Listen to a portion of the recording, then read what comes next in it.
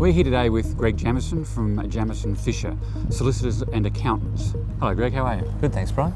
Our subject's going to be about deposits and contracts.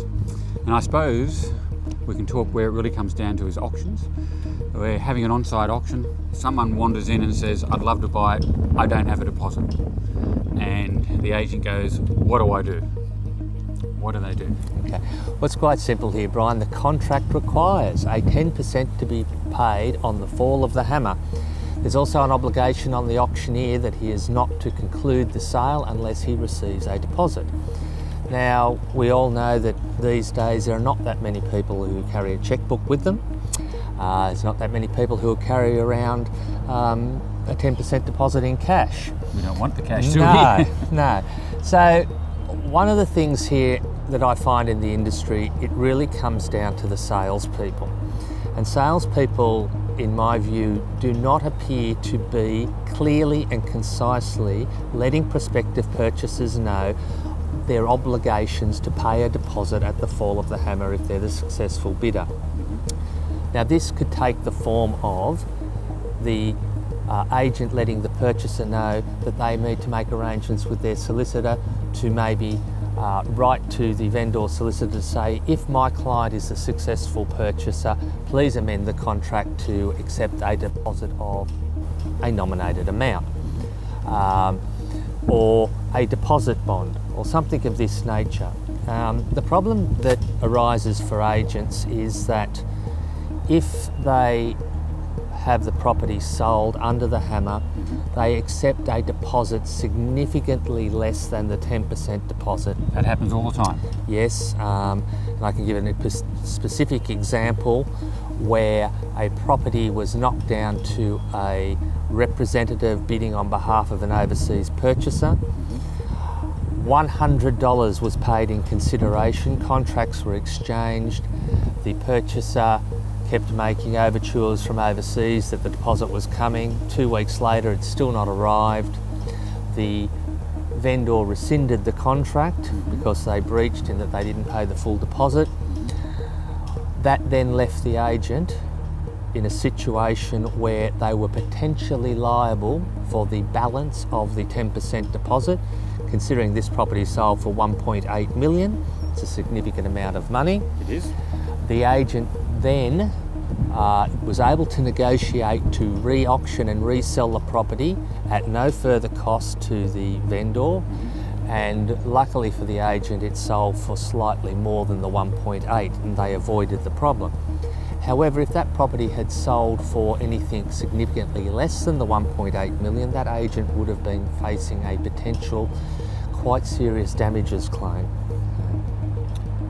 So, let's not throw all the agents out there. No. What do we do to protect ourselves? Well, again, there's no right or wrong answer. The unfortunate thing we discussed earlier, Brian, was a lot of people now pay by way of electronic funds transfer. Quite interestingly, the current and the new contract for sale of land makes no provisions for deposits to be paid by way of electronic funds transfer, only by way of deposit bond, cheque or cash. Though as a general practice, a lot of people are paying by funds transfer. However, a lot of people won't have the necessary balance in their accounts or authority to be able to transfer maybe a full 10% deposit. They have to organise that with the bank before they came to the auction. So again, this comes down to salespeople clearly advising prospective purchasers of their obligations to be able to come up with a significant deposit on the day of the auction, which is acceptable to the vendor and their solicitor. It's probably getting to the days now that 10% deposits may be a thing of the past, but there has to be substantial consideration so that the vendor is protected and receives some significant compensation if the purchaser does not proceed with the contract.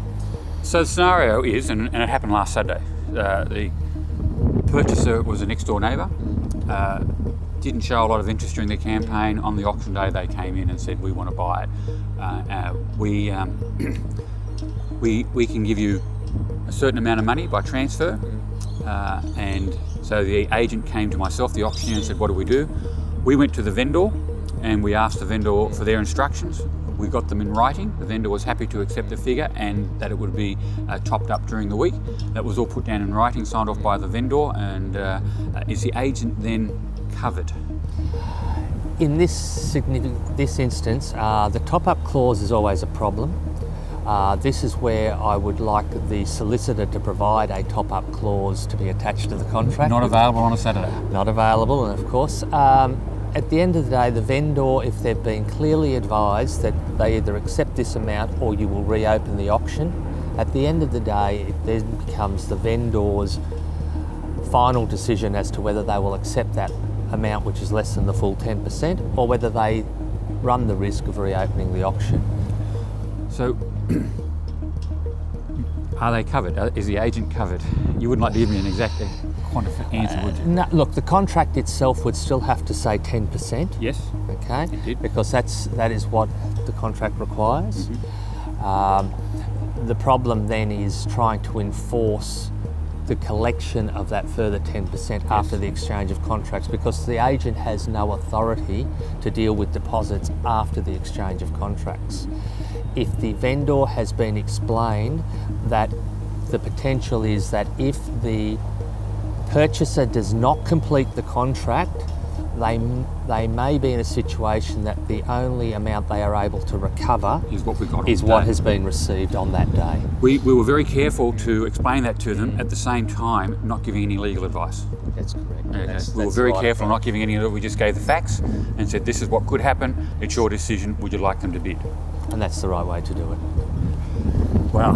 Thanks, Greg. Appreciate that. That's going to help a lot of agents. Thanks, Brian.